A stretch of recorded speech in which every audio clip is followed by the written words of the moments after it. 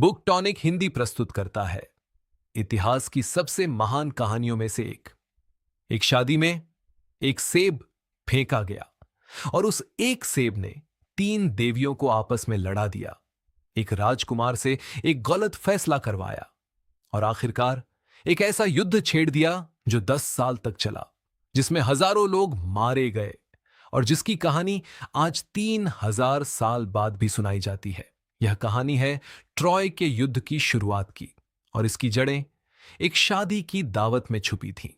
Introduction to ancient Greece. आज से लगभग 3000 साल पहले प्राचीन यूनान छोटे छोटे राज्यों में बंटा हुआ था। हर राज्य का अपना राजा था, अपनी सेना थी, अपना गौरव था, लेकिन इन सब के ऊपर एक साझा विश्वास था, देवताओं में विश्वास। कल्पना कीजिए, बादलों से भी ऊपर यूनान के सबसे ऊंचे पहाड़ पर माउंट ओलंपस पर संगमरमर के महल चमकते हैं, सोने के सिंहासन, अमृत से भरे प्याले, और वहां बैठे हैं यूनानी लोगों के देवता। यूनानी लोग मानते थे कि इसी माउंट ओलंपस पर देवता रहते हैं, ज्यूस, हेरा, अपोलो, एथीना, पोसाइडन और कई और। ये देवता सिर्फ आसमान से देखते नहीं थे, वो इंसानों की जिंदगी में सीधा दखल देते थे, प्यार में, युद्ध में और भाग्य में। यही वजह है कि जो कहानी आप अभी सुनने वाले हैं वह सिर्फ इंसानों की नहीं, देवताओं की भी कहानी है। लेकिन यह सिर्फ 3000 साल पुरानी कहानी नहीं है। ये कहानी हमें दिखाती है कि कैसे घमंड, ईर्ष्या, प्रेम और सत्ता की चाह आज भी इंसानों से वही गलतियां करवाती है। शायद इसी वजह से ट्रॉय की कहानी आज भी जीवित है। King Priyam and Troy. Asia minor के तट पर, आज के तुर्की के पास, एक समृद्ध और शक्तिशाली शहर खड़ा था, ट्रॉय। कल्पना कीजिए, विशाल पत्थरों से बनी, आसमान छूती दीवारें। यूनानी परंपराओं के अनुसार ट्रॉय की विशाल दीवारों को इतना अद्भुत माना जाता था कि कुछ प्राचीन कथाओं में कहा गया है कि देवता अपोलो और पोसाइडन ने इन्हें बनाने में सहायता की थी। दीवारों के अंदर सोने से सजे मंदिर, चौड़े बाजार और महल के ऊंचे बुर्ज, जहां से पूरा शहर और दूर तक फैला समंदर दिखाई देता था। इस शहर पर राज करता था राजा प्रियम। ट्रॉय व्यापार का एक बड़ा केंद्र था, ऊंची दीवारों से घिरा हुआ और अपनी दौलत के लिए मशहूर था। राजा प्रियम के कई बेटे थे, जिनमें 2 सबसे अहम थे। हेक्टर, एक बहादुर और जिम्मेदार योद्धा जिसे पूरा ट्रॉय अपना भविष्य मानता था, और पेरिस, जो आगे चलकर इस पूरी कहानी की सबसे बड़ी वजह बनने वाला था। प्राचीन कथाओं के अनुसार जब पेरिस का जन्म हुआ, एक भविष्यवाणी की गई थी कि यह बच्चा एक दिन पूरे ट्रॉय के विनाश की वजह बनेगा। डर के मारे राजा प्रियम ने उसे पहाड़ों पर छोड़ने का आदेश दिया, लेकिन पेरिस बच गया। एक चरवाहे परिवार ने उसे पाला और वह पहाड़ों पर भेड़ बकरियां चराते हुए बड़ा हुआ, बिना यह जाने कि वह असल में एक राजकुमार है। यह भविष्यवाणी इस पूरी कहानी में बार बार लौटती है। यूनानी मिथकों में नियति, फेट को टालना लगभग नामुमकिन माना जाता था। देवता चाहे जो भी वादा करे, इंसान चाहे जितनी भी कोशिश करे, जो लिखा जा चुका है वह होकर रहता है। अभी ट्रॉय शांति में था, लेकिन यह शांति ज्यादा देर टिकने वाली नहीं थी। Peleus and Thetis wedding. कहानी की असली शुरुआत होती है एक शादी से। पेलियस नाम के एक राजा और थेटिस नाम की एक समुद्री देवी की शादी। कल्पना कीजिए, एक विशाल गुफा जैसा भव्य हॉल, जिसकी छत से जगमगाते सितारे झलकते हैं। लंबी मेजों पर सोने के बर्तन, अमृत से भरे प्याले, और चारों तरफ संगीत और हंसी गूंजती है। देवता, देवियां, राजा और नायक सब एक साथ एक ही छत के नीचे जश्न मना रहे हैं। ऐसा दृश्य यूनान के इतिहास में शायद ही कभी देखा गया हो। यह शादी इतनी बड़ी थी कि लगभग सारे देवी देवताओं को न्योता भेजा गया, लेकिन एक देवी को जानबूझकर नहीं बुलाया गया। एरिस, कलह और झगड़े की देवी। एरिस को यह अपमान बर्दाश्त नहीं हुआ। उस रात हंसी और संगीत के बीच किसी को अंदाजा भी नहीं था कि दरवाजे के बाहर अंधेरे में एक देवी खड़ी है जो अपने अपमान का बदला लेने वाली है, और उसने एक ऐसा कदम उठाया जिसने आगे चलकर पूरी दुनिया बदल दी। 5 the golden apple and Eris. Eris बिना बुलाए शादी की दावत में पहुंची। उसके हाथ में था एक सुनहरा सेब, इतना चमकदार कि उसकी रोशनी पूरे हॉल में फैल गई, जैसे किसी ने अंधेरे में एक छोटा सूरज जला दिया हो। सेब पर खुदे हुए शब्द थे, सबसे सुंदर के लिए, फॉर द फेयरेस्ट। एरिस मुस्कुराई। वह सेब मेहमानों के बीच फेंक दिया और चुपचाप अंधेरे में गायब हो गई। पीछे छोड़ गई सिर्फ एक सवाल जो अब पूरे हॉल में गूंजने लगा था। 3 देवियों ने उस चमकते सेब पर दावा किया।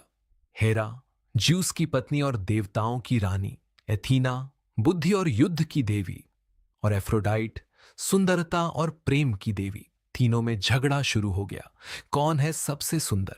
यह झगड़ा इतना बड़ा हो गया कि इसे सुलझाने के लिए एक न्यायाधीश की जरूरत पड़ी। द जजमेंट ऑफ पेरिस देवताओं के राजा ज्यूस ने इस झगड़े में फंसने से इनकार कर दिया। इसके बजाय उन्होंने यह फैसला एक इंसान पर छोड़ दिया, पेरिस ट्रॉय के राजकुमार पर, जो उस वक्त पहाड़ों पर एक चरवाहे की तरह रह रहा था, बेखबर कि उसकी अगली शाम इतिहास बदल देगी। कल्पना कीजिए, एक शांत पहाड़ी ढलान, शाम का धुंधलका, भेड़ों की घंटियों की हल्की आवाज, और अचानक 3 चमकती हुई आकृतियां आसमान से उतरती है। पेरिस के सामने 3 देवियां खड़ी हैं, हर एक अपनी जगह पर अद्भुत रूप से सुंदर। तीनों देवियां पेरिस के सामने आईं और हर एक ने उसे रिश्वत देने की कोशिश की। हेरा ने वादा किया, अगर उसे चुना गया तो पेरिस को पूरी दुनिया पर सत्ता मिलेगी। एथीना ने वादा किया, युद्ध में अजेय बुद्धि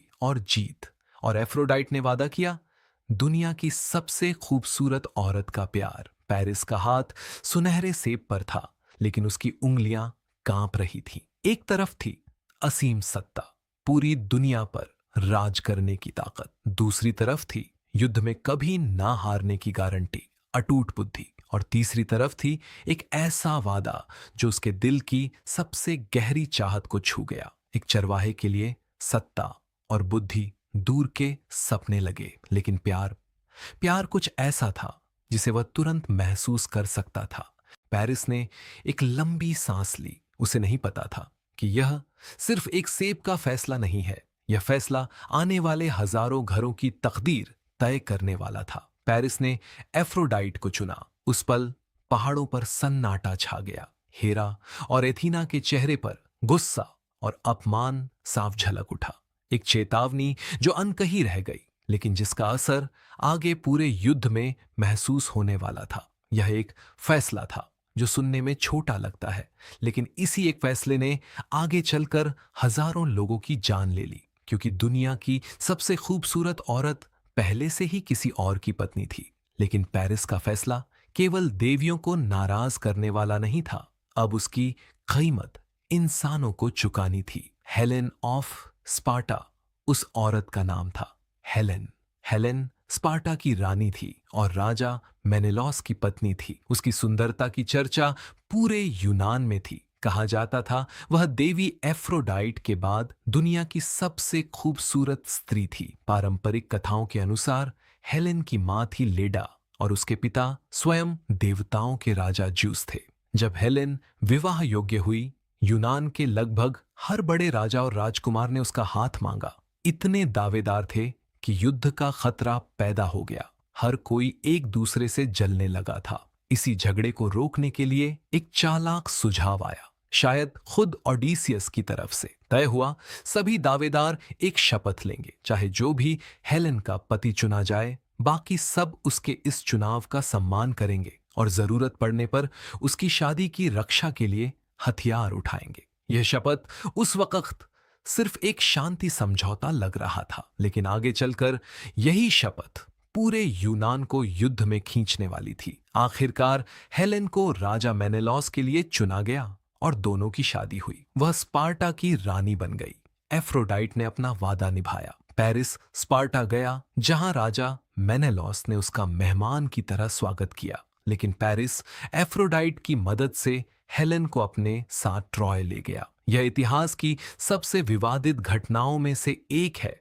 कुछ प्राचीन स्रोत इसे अपहरण कहते हैं, कुछ इसे हेलेन की अपनी सहमति से भाग जाना बताते हैं, लेकिन नतीजा एक ही था। मेनेलॉस की पत्नी उसके घर से जा चुकी थी। एक फैसला जो पहाड़ों पर लिया गया था, अब स्पार्टा के महल में एक खाली कमरे की गूंज बन चुका था। Menelaus calls the Greek kings. राजा मेनेलॉस महल लौटा। गलियारे वहीं थे, महल वहीं था, लेकिन हेलेन नहीं थी। उसके कमरे का दरवाजा खुला था और अंदर सिर्फ सन्नाटा था। उसी पल यह सिर्फ एक पति का दुख नहीं रहा, यह पूरे यूनान के सम्मान का सवाल बन गया। वह क्रोध से भर गया, लेकिन यह सिर्फ उसका अपमान नहीं था। बरसों पहले जब हेलेन की शादी के लिए कई यूनानी राजा उसे पाने की कोशिश कर रहे थे, तब सभी दावेदारों ने एक शपथ ली थी कि जो भी हेलेन का पति चुना जाएगा, बाकी सब उसकी रक्षा के लिए हमेशा खड़े रहेंगे। अब वह शपथ याद दिलाने का समय था। मेनेलॉस ने अपने भाई अगामेमनन के साथ मिलकर यूनान के सारे राजाओं को युद्ध के लिए बुलाया। अगामेम्नॉन बिकम्स कमांडर। अगामेमनन माइसीने का शक्तिशाली राजा और मेनेलॉस का बड़ा भाई था। उसकी सेना, उसकी दौलत और उसका प्रभाव सबसे बड़ा था। इसलिए यूनानी राजाओं ने उसे इस पूरे युद्ध का सर्वोच्च सेनापति चुना। एक एक करके यूनान के सारे बड़े राज्यों से सैनिक, जहाज और योद्धा जमा होने लगे। यह सिर्फ एक युद्ध नहीं बनने वाला था, यह पूरे यूनान की एकता की परीक्षा बनने वाला था। Odysseus tries to avoid war, लेकिन सारे राजा युद्ध के लिए उत्सुक नहीं थे। इथाका का राजा ओडिसियस हाल ही में शादी कर चुका था और उसका एक छोटा बेटा था, टेलीमैक्स। वह युद्ध में नहीं जाना चाहता था। पारंपरिक कथाओं के अनुसार ओडिसियस ने पागल होने का नाटक किया ताकि उसे युद्ध से छूट मिल जाए, लेकिन एक चालाक यूनानी सरदार पालामेडिस ने उसकी असली अक्ल परखने के लिए एक तरकीब अपनाई और ओडिसियस का झूठ पकड़ा गया। आखिरकार ओडिसियस को भी युद्ध में शामिल होना पड़ा। वही ओडिसियस जो आगे चलकर इस पूरी कहानी का सबसे अहम किरदार बनने वाला था। लेकिन यूनानी सेना को सिर्फ चालाकी नहीं, ताकत की भी जरूरत थी, और उनके पास एक ऐसा योद्धा था जिसकी बराबरी कोई नहीं कर सकता था। अचिलिस जॉइन्स द आर्मी। यूनानी सेना में एक योद्धा था जिसकी ताकत की कोई बराबरी नहीं थी, अकिलीज। अकिलीज की मां थेटिस, वही समुद्री देवी जिसकी शादी में एरिस ने सेब फेंका था, जानती थी कि अगर उसका बेटा युद्ध में गया तो वह वापस नहीं लौटेगा। पारंपरिक कथाओं के अनुसार थेटिस ने अकिलीज को एक राजा की बेटियों के बीच औरत के भेष में छुपाने की कोशिश की, लेकिन ओडिसियस की चालाकी से अकिलीज की असली पहचान उजागर हो गई। अकिलीज ने युद्ध में जाने का फैसला किया, यह जानते हुए भी कि उसकी नियति उसे लंबी उम्र नहीं देगी, लेकिन अमर गौरव जरूर देगी। पारंपरिक कथाओं में यह भी कहा जाता है कि थेटिस ने बचपन में अकिलीज को अजेय बनाने की कोशिश की थी, उसे नदी के जादुई पानी में डुबोकर। लेकिन जिस जगह से उसने बच्चे को पकड़ा था, उसकी एड़ी, वह जगह अछूती रह गई। यही एड़ी आगे चलकर अकिलीज हील के नाम से मशहूर हुई, यानी हर इंसान की, चाहे वह कितना भी ताकतवर क्यों ना हो, एक ऐसी कमजोरी होती है जो उसे हरा सकती है। यह सिर्फ एक मिथक नहीं है, यह इंसानी स्वभाव की एक गहरी सच्चाई है। The sacrifice of Iphigenia. जब यूनानी बेड़ा युद्ध के लिए रवाना होने को तैयार था, हवाएं अचानक रुक गई।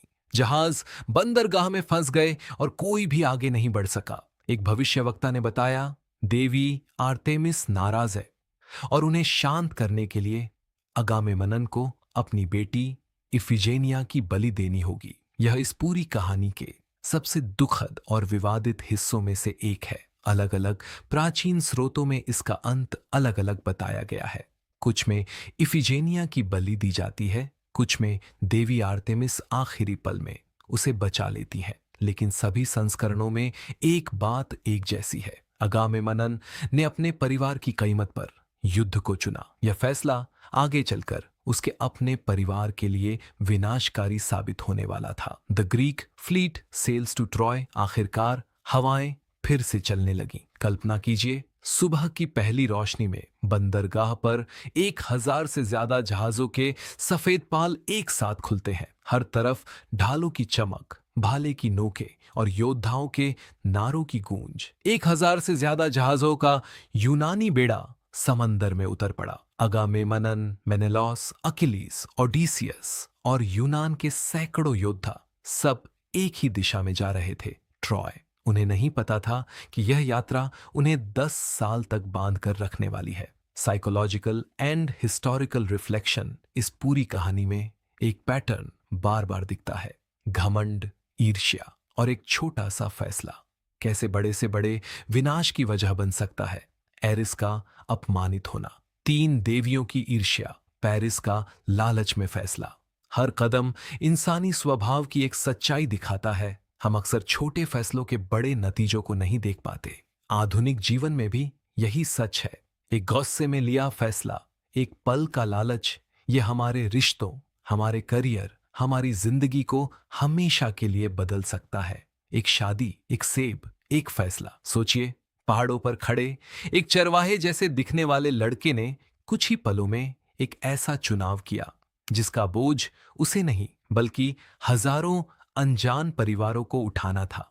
उन माओं को जिनके बेटे अभी खेतों में काम कर रहे थे, बेखबर कि कुछ ही महीनों में उन्हें हथियार उठाने पड़ेंगे। उन बच्चों को जो अभी अपने पिता की गोद में खेल रहे थे, बेखबर कि वो पिता कभी वापस नहीं लौटेंगे। एक फैसला एक पहाड़ी पर एक शाम को लिया गया और अब 1000 जहाज ट्रॉय की तरफ बढ़ रहे थे। लेकिन किसी ने भी नहीं सोचा था कि यह युद्ध पूरे 10 साल तक चलेगा। अगली कड़ी में ट्रॉय की दीवारों के सामने अखिलीज और हेक्टर की ऐसी टक्कर होगी जो इतिहास की सबसे महान लड़ाइयों में गिनी जाती है। लेकिन उस युद्ध में कोई भी सचमुच जीतने वाला नहीं होगा।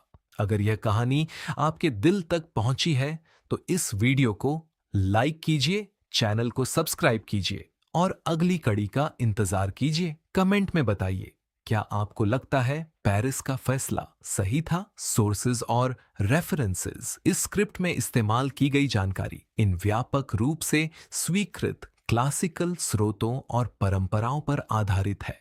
होमर, इलियड, ट्रॉय युद्ध, अखिलीज, हेक्टर और यूनानी ट्रोजन योद्धाओं का मुख्य प्राचीन स्रोत। होमर के इलियड में एक प्रसंग का उल्लेख मिलता है कि अपोलो और पोसाइडन ने दैवी दंड के परिणाम स्वरूप ट्रॉय के राजा लाओमेडोन के लिए कुछ समय सेवा की और ट्रॉय की दीवारों के निर्माण से उनका संबंध बताया जाता है। यह अपने आप में एक अलग मिथक है। इस युद्ध से पहले का और इलियड इसका पूरा निर्माण वृत्तांत नहीं, सिर्फ संदर्भ देता है। होमर, ओडिसी, युद्ध के बाद की घटनाओं और ओडिसियस की भूमिका का जिक्र ग्रीक मिथोलॉजी की परंपरागत कथाएं, एपिक साइकिल, जिनमें साइप्रिया जैसे खोए हुए महाकाव्यों के संदर्भ शामिल हैं, जो Eris, golden apple, judgment of Paris और इफिजेनिया की बलि जैसी घटनाओं का वर्णन करते हैं। यह घटनाएं इलियड से पहले की हैं और मुख्य रूप से बाद के प्राचीन लेखकों